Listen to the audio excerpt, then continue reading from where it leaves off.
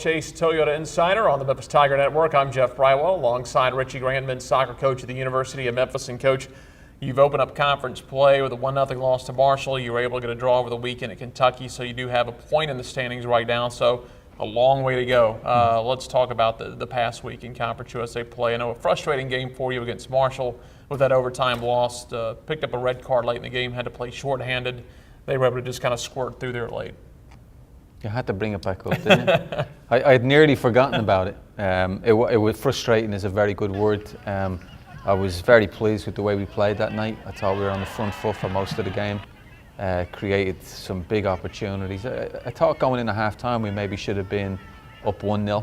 And the goal didn't come, but we continued to create opportunities in the second half. The timing of the red card was a little bit unfortunate, but even then I thought we got a grip of the game again.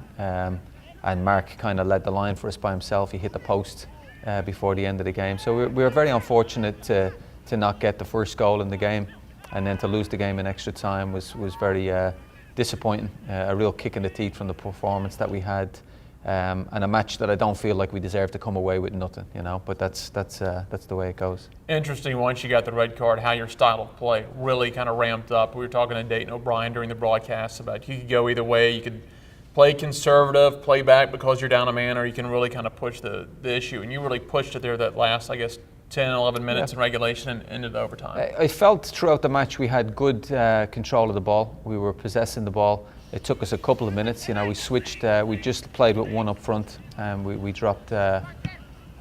Shane dropped in at the back for us, which helped. So we kept our shape in terms of 4-4 and just played without that extra midfielder. But we still continued to possess, and I thought Mark did tremendous. We brought Stretcher on, and he got an opportunity at the back post with a header. So we couldn't complain about the chances created. Yeah, but our attitude was, because we had played so well up to the red card, that we felt that we might as well keep going and try to get the win. We were at home, there's a good crowd behind us, and it just didn't work out that way. Well, Coach, there's no doubt if anyone wonders about your conditioning this year, because you've played a lot of overtime matches and you looked fresh still in overtime. 5 overtime games. I think the record for Memphis soccer is 7. So just one of those years. Well, we're not trying to beat that record, right? By the way. That's not a challenge we're going for right now. But you never know. I mean, I think that says an awful lot about college soccer, not just where we're at the moment, but a lot of games are very tight, very competitive. You really hate to lose them in extra time because it hurts your record badly. So we've seen a bit of everything this season, and then obviously we went again on Sunday at Kentucky to extra time. Talk about how big that match is. Anytime you can at least just get a draw, get a point on the road in conference, it's big, because getting that point allows you right now, I believe, to be in a 3-way tie for 4th place in the league. You know, we're satisfied with the point only because we got nothing against Marshall, but it was another game. We were on the front foot. We scored in the first half. It was a disappointing first half from both teams. It was an afternoon game. It wasn't as intense as we had prepared for. But once they scored in the second half, the game came alive, and we played some wonderful football when we were down 2-1. Should have won the game. Had tremendous chances in extra time again to win it. We put Mark inside the 6-yard box with a header. Chris Gardia played a wonderful ball into him.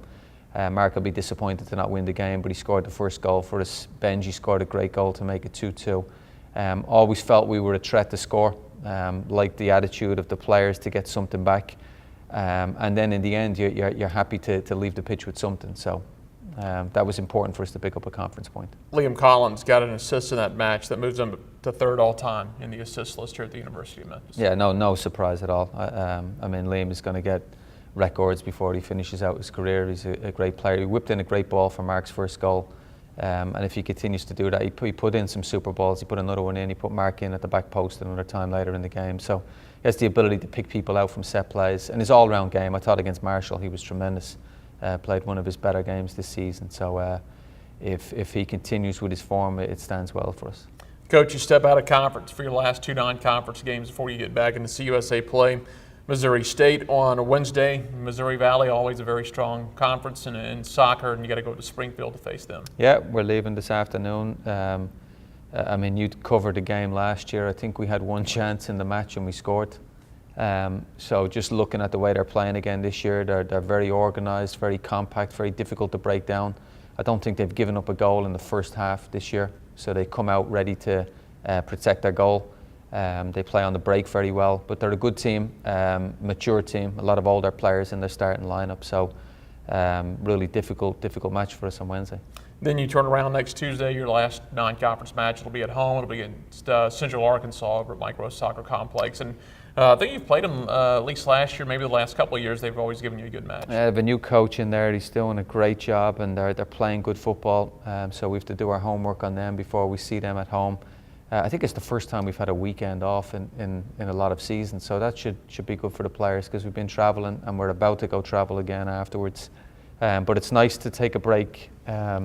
Excuse me, from the two conference matches, and now have two non-conference games, and then after that it's conference all the way. Having a weekend off, do you look at that way with the way the season has gone, with so many overtime matches, so many close matches, maybe a chance, not so much physically but mentally, to kind of recharge for the stretch run? Yeah, we'll train, but we will take some time off, and you're dead right, just to give the players a little bit of. I thought the first half against Kentucky, both teams look a little exhausted.